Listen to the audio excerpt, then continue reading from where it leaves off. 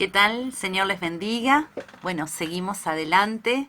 Le damos la bienvenida a los nuevos ingresantes, a los alumnos que ingresaron este lunes. Bueno, sean bienvenidos. Sepan que ustedes tienen que contar con el programa, que constantemente lo estamos mirando y revisando para ver el número de clases.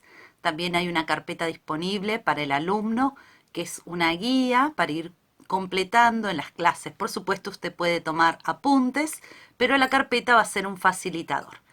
La semana pasada, y ustedes los que pudieron estar en la clase, y si no también tienen por YouTube el repaso, vimos las 7 leyes de la enseñanza. Y hoy ya vamos a entrar a lo que es la materia propiamente dicha. Vamos a ver lo que son las definiciones de educación, pedagogía, didáctica y los propósitos de la educación cristiana. También les quiero mencionar que dado la cantidad de alumnos inscriptos, se va a tener que dividir el grupo. No hay ningún problema, usted va a seguir cursando normalmente, pero quizás le corresponda otro día. Va a haber clases los días lunes y los días jueves. Va a estar en uno de los dos grupos. El día que le toque, el día asignado, es el día que usted va a cursar de acá hasta que termine la materia. No podemos ir cambiando de días de acuerdo a las circunstancias porque si no nos es muy difícil las asistencias. Pero bueno, vamos a entender los casos puntuales y las excepciones para la elección del día de acuerdo a las actividades que usted ya tiene programado y seguramente las iglesias satélites también. Muy bien. Solamente una aclaración del trabajo práctico. Recuerde que lo tiene que entregar el lunes 20. Esto está por programa. Hay gente que ya lo entregó. Felicitaciones, pero si no, la fecha de entrega es el lunes 20. Si usted lo entrega posterior a esa fecha, también se lo vamos a recibir, pero no va a tener la misma nota.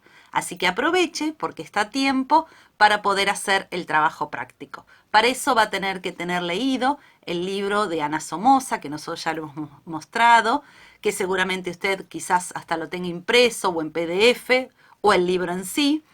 Tiene que haber leído el capítulo 1 y el capítulo 2. Al terminar los capítulos va a encontrar un cuestionario, pero de ese cuestionario no tiene que completarlo todo, solamente tiene que completar los puntos que le indican en su carpeta. No haga todo, haga lo que se le pide, eso también es parte de la consigna.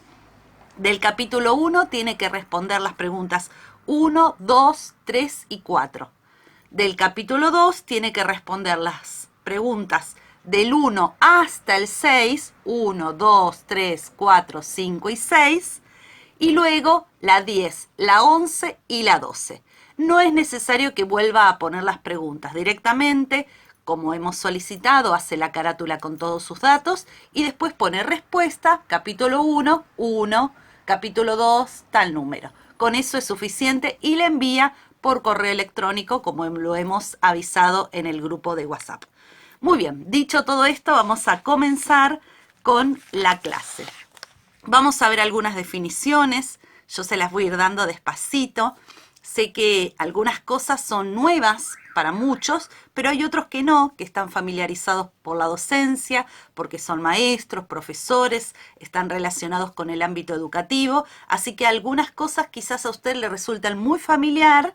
Bueno, tengamos paciencia por los que saben un poquitito menos para ayudarlo también a ver estas definiciones que nos van a nivelar un poquitito a todos, ¿sí? Para esta parte ya de la materia vamos a usar el libro de la hermana Ana Somoza. Yo lo comenté la otra vez, ella es licenciada en Ciencias de la Educación, es especialista en didáctica. Está casada con un pastor, es pastora también, y bueno, colaboró como traductora y revisora de las sociedades bíblicas, así que es una mujer que está muy empapada con la docencia, con la palabra de Dios y también con la obra del Señor. Un combo muy especial para esta materia que necesitamos todos, tener el corazón de Dios y también tener la sabiduría para llevar a cabo esta responsabilidad que nos ha tocado. Muy bien. La educación cristiana es un proceso especial, diferente a la educación común. Cuando usted piense en la educación cristiana, entienda que este proceso es diferente al de la educación general a la educación común. Esto usted lo tiene en su carpeta y es el puntapié para comenzar justamente esta clase. La educación cristiana es un proceso especial, diferente de la educación general. Vemos 4 puntos que marcan esta diferencia. El número 1 tiene un fin especial. ¿Cuál es? Lograr al ser humano perfecto y maduro a la imagen de Cristo. En segundo lugar, interviene en ella no solo el ser humano, sino también Dios. En tercer lugar, se produce en una comunidad especial, la Iglesia. Y en cuarto lugar, tiene un libro especial, distinto a los demás libros sobre el cual basarse. ¿Y cuál es ese libro? La Biblia. La educación cristiana tiene 4 pilares que usted los debe conocer. Este es tener un fin específico que interviene no solamente lo humano, sino lo divino, que se produce en una comunidad especial, la Iglesia, y que se da con un libro diferente, distintivo a otros, que es la palabra de Dios, nuestra Biblia. Las personas que enseñan en la iglesia, las personas que enseñamos, no debemos desterrar los principios y las estrategias que la didáctica general nos brinda. Al contrario, se deben analizar, se deben emplear, se deben tomar, cuyo fin de esta materia es justamente ese. Pero tenemos que tener en cuenta que no todo vamos a poder aplicarlo de la misma manera, porque este proceso de la educación cristiana es diferente, ¿sí? Tenemos que entender la didáctica, conocer los principios, conocer las herramientas y saber qué vamos a poder emplear o de qué manera vamos a emplear cada una de estas herramientas que vamos a adquirir en esta materia. No es necesario emplear todo, pero sí es necesario conocer las distintas herramientas, los diferentes recursos que tenemos, las diferentes técnicas, necesitamos conocerlas. Con esto no significa que una vez que sé didáctica, descanso en la didáctica, me apoyo en la didáctica. No, yo tengo que recurrir al Espíritu Santo, que es el que cambia las vidas de la persona. Debo conocer las herramientas, debo conocer la didáctica y aplicarla, pero no olvidar que de todo eso viene de Dios y que el ser humano necesita a Dios y que es el Espíritu Santo que redarguye de pecado y como mencionábamos en la clase anterior, el Espíritu Santo es mi socio cuando yo transmito una enseñanza bíblica. El maestro tiene que generar buen clima, siendo cordial y respetando al alumno, porque eso va a ayudar a que se pueda producir este proceso que venimos hablando de enseñanza y de aprendizaje. Vamos a ver algunas definiciones. Muy bien. Por ejemplo, la definición de pedagogía. Pedagogía es la ciencia que se ocupa de la educación en todos sus aspectos. Lo repito para que usted lo pueda tomar nota. Es la ciencia que se ocupa de la educación en todos los aspectos. Y ahora vamos a ver lo que es didáctica. Igual quédese tranquilo, anote las definiciones que nosotros a lo largo de la materia vamos a volver con estas definiciones y las vamos a contextualizar. La definición de didáctica es la rama de lo que decíamos anterior, es la rama de la pedagogía que se encarga de estudiar las situaciones de enseñanza y de aprendizaje que se dan en instituciones y contextos sociales específicos para construir una teoría de la enseñanza. Lo repito, didáctica es la rama de la pedagogía que se encarga de estudiar las situaciones de enseñanza y aprendizaje que se dan en instituciones y contextos sociales específicos para construir una teoría de la enseñanza. Si queremos desmenuzar un poquitito y estudiar un poco más, podemos ver de dónde viene la palabra didáctica. Y viene del griego didaskein, que significa enseñar, influir, explicar. También otra acepción de la palabra que viene del griego, no lo tiene en su carpeta, pero yo se lo agrego, y es didascalia, que también habla de este proceso y siempre está relacionado con el maestro y con el profesor. Usted tiene que entender que cuando hablamos de didáctica, no hablamos de una receta mágica que resuelve todo. Es una disciplina.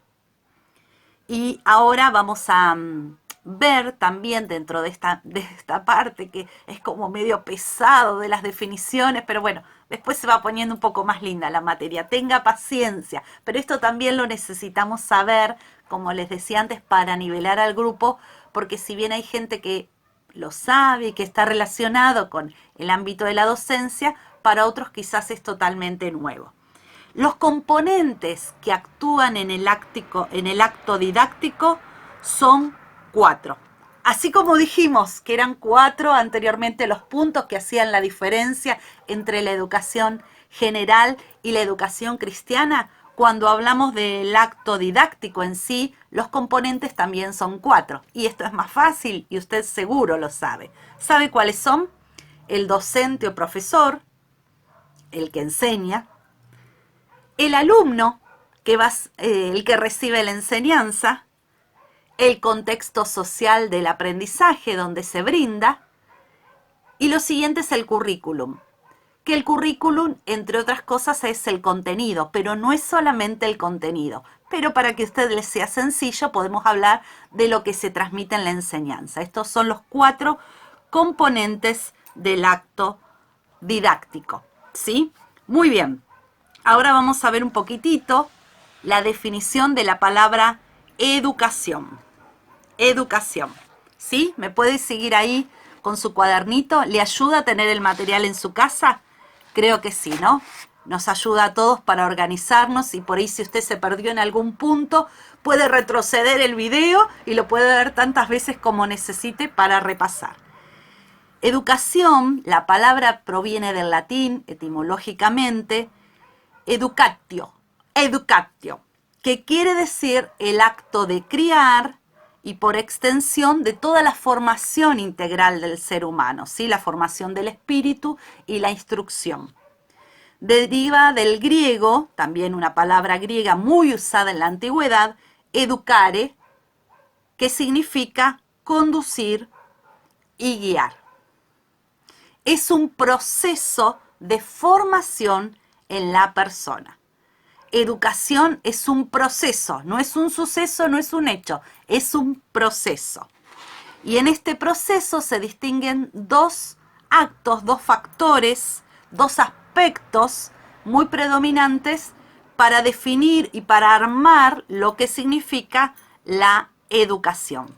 En la educación dijimos que intervienen 2 procesos entre sí que se relacionan y que hacen un intercambio dinámico. Uno de los procesos es introyección. Esto se produce cuando la persona incorpora a sí misma valores, pautas de conducta, bienes culturales y conocimientos de la sociedad en que vive. Se realiza de afuera hacia el interior del individuo. El siguiente aspecto es lo contrario, proyección. Tiene lugar en la medida que la persona se desarrolla interiormente, concretando sus posibilidades, trascendiendo y modificando su entorno sociocultural. Esto se produce al revés, desde el interior de la persona hacia afuera. Por eso decimos que se combinan estos 2 procesos. Introyección, se va incorporando, se va modificando, se va cambiando, y de tal manera voy cambiando en el interior de mi vida que puedo generar un cambio para afuera y modificar mi entorno. Esto también usted lo va a tener y seguramente ya lo ha leído en el libro, así que usted quédese tranquilo que estos conceptos que nosotros estamos viendo aquí en clase, que usted escucha, también los puede ir y releer al material de consulta. Muy bien, vamos a ver específicamente ahora, ya avanzando un poquitito más, lo que es la educación cristiana. Específicamente, tenemos acá varios puntos para trabajar juntos lo que es la educación cristiana. Ahí podemos poner en nuestra carpeta, usted ya tiene algo escrito, ahí dice tiene puntitos suspensivos. Tiene una sola fuente de autoridad. Tiene una sola fuente de autoridad. Dios determinó el fin, los medios y el contenido, la autoridad de la educación cristiana. ¿Sí? Tiene una sola fuente de autoridad. Y tenemos ahí algunos textos, hay muchos que están en la carpeta, no vamos a llegar a leer todos, porque recuerde que esto es un resumen, pero usted léalos en su casa, léalos, subrayelos y puede memorícelos, que va a ayudarle en este proceso de aprendizaje. Muy bien, vamos a leer algunos. Segunda de Timoteo 3:16, yo tengo acá mi Biblia preparada.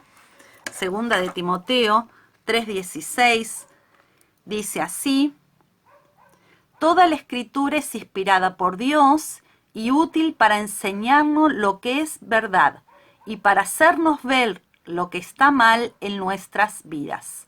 Nos corrige cuando estamos equivocados y nos enseña a hacer lo correcto. Este es el texto en la versión NTV. En la versión Reina Valera, usted lo debe conocer de memoria, toda la escritura es inspirada por Dios y es útil para corregir, para redarguir en justicia. Bueno, ese mismo texto. ¿Cuál es esta fuente de autoridad que nosotros tenemos? Su palabra. La palabra de Dios es nuestra fuente de autoridad. El punto número 2 se relaciona con la experiencia humana. El contenido bíblico no debe ser enseñado ni aprendido como un mero conocimiento. No es la transmisión de algo, de un contenido. Hay algo más. Hay algo de la espiritualidad y hay algo de Dios en los contenidos que nosotros enseñamos. Lo que intentamos hacer cuando enseñamos la palabra de Dios es que haya cambios de vida, que afecte al individuo, que afecte su vida, su familia, su entorno. Bueno, ahí hay unos textos maravillosos. A mí me gusta mucho el Salmo 119 y el versículo 9 dice: ¿con qué limpiará el joven su camino? Con guardar tu palabra. Esa palabra que inspira, que nutre, que cambia, que modifica estructuras, se relaciona con la experiencia humana, pero se relaciona con lo divino, con lo que Dios puede hacer en el corazón del hombre. Y les leo un texto más ahí en Juan. Hermoso el texto de Juan 13:17, dice así: y sabéis estas cosas, bienaventurados seréis si las hicieres. Y también tienen Juan, un poquitito más adelante, 15:14, dice: vosotros sos mis amigos si hacéis lo que yo os mando. Jesús mismo diciendo: bueno, aquí están, estas son mis palabras, si ustedes las hacen, van a ser bienaventurados, van a ser felices, van a ser dichosos, ¿sí? Y dice, y si son mis amigos, van a hacer lo que yo les digo. No lo dice una profesora, lo dice Jesús, tu amado y mi amado Salvador. Tenemos que amar su palabra y cumplirla, hacerla. Y ahí tenemos también otro texto muy conocido de Santiago. Dice que Santiago, que era directo, dice, bueno, pero no es solamente conocer, sino ser hacedores de la palabra del Señor. Porque si no es como que él se mira al espejo, se da vuelta y se olvida quién es. Por eso dice ser hacedores de la palabra. Muy bien, avanzamos. El punto número 3 tiene un fin especial. ¿Cuál es el fin? Descubrir a Dios, conocer a Dios, conocer aún más de su presencia, conocerle más, su esencia, su amor, eso que llenó nuestras vidas y nuestros corazones, que nos ha cambiado, conocerle. El fin de la educación cristiana es la reproducción de la vida de Cristo y la imagen en cada una de las personas, en sus discípulos. Quienes lo han llegado a conocer a Él tienen que ser cada día más parecidos a Él.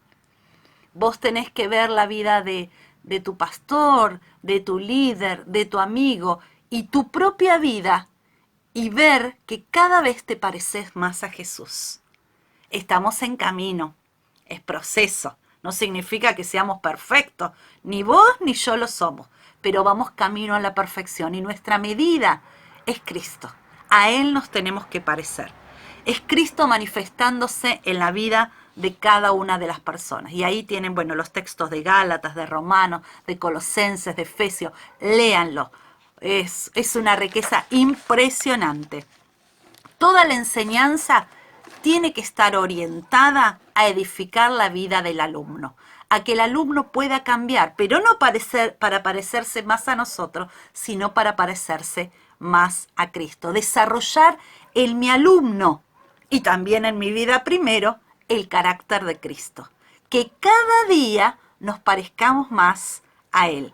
Esto es parte de, hemos nacido de nuevo, el nacimiento espiritual y el crecimiento. Vamos creciendo parejo, ¿sí? Vamos pareciéndonos más a Cristo. Y cuando nos parecemos más a Él, también empezamos a servir a los demás.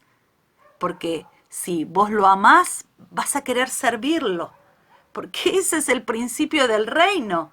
Jesús no vino para ser servido, sino para servir y dar su vida en rescate por muchos. Entonces, es muy visible cuando la persona tiene el carácter de Cristo por la forma en que sirve al Señor. Eso es una perlita aparte. Muy bien, vamos con el punto número 4.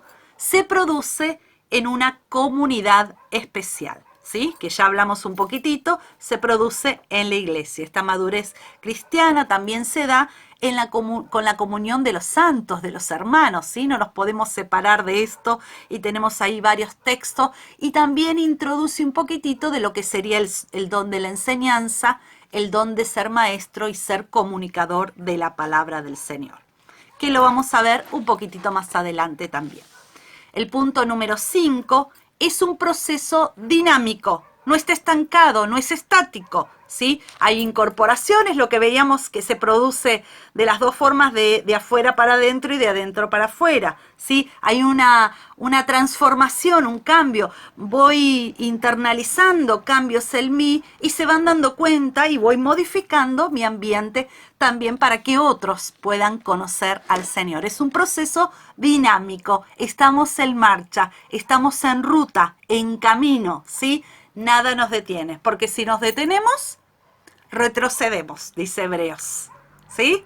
Cuando nos detenemos, no es que paramos la marcha para descansar, lo que hacemos es retroceder. Por eso vamos en ruta, en camino, ¿sí? Para llegar a la meta que es Jesús. La educación cristiana tiene una sola fuente de autoridad, se relaciona con la experiencia humana, tiene un fin especial, que es la madurez, que el cristiano pueda llegar a la madurez en Cristo, al crecimiento espiritual, al discipulado, al servicio. Se produce en una comunidad especial, la iglesia. Es un proceso dinámico que está en movimiento. Y acá el punto número 6, es un proceso que dura toda la vida. No es un ciclo, no es un momento, es un proceso que dura desde que uno nace hasta que uno parte a la presencia del Señor. Vamos a leer el texto ahí, Filipenses 3, 12 al 14. Y dice así la palabra del Señor. No que lo haya alcanzado ya, Pablo le escribe a la iglesia, ni que sea perfecto, que sea ya perfecto, sino que prosigo por ver si logro asir, tomar aquello para lo cual también fui asido por Cristo Jesús, fui tomado por Cristo Jesús. Hermanos, yo mismo no pretendo haberlo ya alcanzado, pero una cosa hago, olvidando ciertamente lo que queda atrás y extendiéndome a lo que está adelante, prosigo a la meta, al premio del supremo llamamiento de Dios, que es en Cristo Jesús. Me olvido lo que está atrás. Sé que tengo una meta. Sé que tengo algo para alcanzar y eso es lo que intento lograr. Es un proceso que dura toda la vida. ¿Usted pensó que con esto termina? No, siempre hay algo más. Siempre hay una capacitación más, siempre hay un experimentar nuevo de Dios, siempre hay una llenura diferente del Señor para su vida. Estamos camino a la meta, ¿sí? Muy bien, seguimos.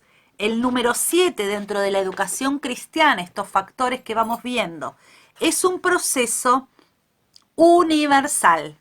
No es algo sectario para un lugar, para una determinada cultura. No, es universal, es para todos, porque el amor de Dios es para todos. San Juan 3:16, usted seguramente lo conoce de memoria como yo, porque de tal manera amó Dios a Quilmes, porque de tal manera amó Dios a Pringles, porque de tal manera amó Dios a Varela, porque de tal manera amó Dios a Dolores, a Berizo, porque de tal manera amó a Libertad, porque de tal manera amó, universalmente, no es solamente para un lugar, para un país, para una colonia. Dios derramó su amor y derramó lo más caro que Él tenía, que era su Hijo Jesús, por toda la humanidad, ¿sí? Toda la humanidad necesita a Jesús y cada una de las personas lo necesitamos a Él, ¿sí? El amor de Dios es la humanidad, no es solamente un individuo, una localidad, es la humanidad completa. Por eso es un fenómeno universal. Muy bien, el punto número 8 es un fenómeno humano y es un fenómeno divino, ¿sí? Algo lo habíamos explicado cuando hicimos como una breve introducción de los 4 puntos, ¿sí? Interviene el ser humano porque Dios nos usa a nosotros para poder predicar su palabra, para poder enseñar a otros, ¿sí? Pero también está lo divino, lo celestial, lo que viene de Él. Nuestra enseñanza debe ser siempre cristocéntrica, siempre Jesús tiene que ser el centro de nuestra enseñanza. El punto número 9 es favorecida por las relaciones interpersonales, ¿sí? Uno se da cuenta el crecimiento de la persona cuando puede ver el carácter de Jesús y el amor que hay en su vida. Hay gente que lo ama, hay gente que lo cuida, aparte de su familia, hay hermanos, hay gente que se preocupa por usted. Está demostrando que usted tiene valor y está demostrando también él cuánto tiene de Cristo, cuánto tiene de su carácter, cuánto tiene de su persona. Es favorecida esta educación cristiana cuando se da en estos lazos de amor. Mire lo que dice ahí el capítulo 13 de Corintios: el amor es sufrido, es benigno. Bueno, no se jacta, no. El amor se da, el amor se brinda. El amor no busca lo suyo, sino busca el bien más alto de la otra persona. Eso es amor.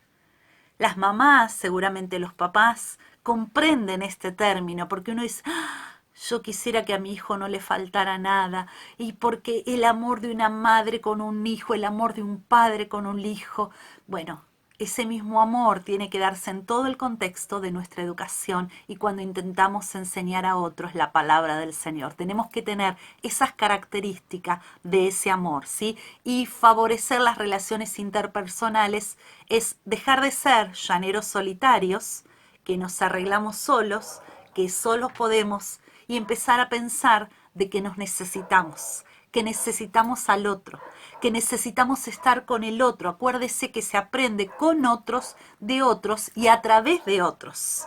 Entonces necesitamos estar en comunidad. Estos días que estamos aislados por la cuarentena, qué ganas de abrazarnos, qué ganas de tener cerca, y nos alegramos y nos emocionamos de vernos frente a una cámara. Imagínense lo que sería poder estar cerca de cada uno de ustedes. Bueno, es el momento que nos toca vivir, pero ese caudal de amor, guárdelo para cuando nos veamos y podamos ahí abrazarnos todos juntos. Espero que sea pronto, ¿sí? Por supuesto. Muy bien. Y el punto número 10, y ya vamos terminando de este ciclo de las características de la educación cristiana, el punto número 10, es necesario la existencia de múltiples modelos, ¿sí? Necesitamos que haya diferentes modelos. Nuestro modelo central de liderazgo es Cristo, pero también necesitamos un modelo para adolescentes. Necesitamos también saber que no podemos enseñarle de la misma manera a los nenes pequeños que a los ancianos. Entonces, cuando hablamos de la educación cristiana y de los modelos, es específicamente esto: contemplando las edades y las necesidades, nos extendemos y bueno, intentamos hacerlo mejor para poder alcanzar todas las generaciones para Cristo. Hermanos queridos, si ustedes en los audios escuchan perros, gatos, movimientos de autos, sepan que estoy en mi casa y tengan paciencia. Hacemos lo mejor posible, generalmente tratamos de grabar de noche para que no se escuchen tantos ruidos, pero igual se escucha. Quienes están relacionados con alguna grabación saben que esto pasa. Hay un silencio terrible, pero basta que usted se ponga a grabar y empezó el perro del vecino, el gato. Bueno, suele pasar. Hermanos, el Señor les bendiga. Este es un repaso de la clase del lunes, de la clase 3 y la clase 4, o sea, el segundo lunes que hemos tenido de la materia Escuela Bíblica. Vaya leyendo, repase, mire estos pequeños videitos, lea el capítulo 1 y 2 y haga el trabajo práctico. Y bueno, vamos a ir creciendo juntos, y no se sienta frustrado si al principio le cuesta un poquito. Descanse en el Señor y al otro día vuelva a retomar. A veces estamos como cansados, tenemos muchas preocupaciones, mucho estrés. Bueno, hay días y días. Si un día le pasa eso, no se frustre y quiera dejar. Deje un poquito ahí, se toma un tecito, se toma unos matecitos calientes y vuelva a probar de nuevo, vuelva a insistir. El Señor le va a dar gracia, le va a dar sabiduría, y como siempre decimos, cualquier duda nos consulta. Tenemos un grupo hermoso de asistentes para ayudarle en todo lo que se le pueda presentar a lo largo de la cursada. Que el Señor les bendiga. Nos vemos la semana próxima.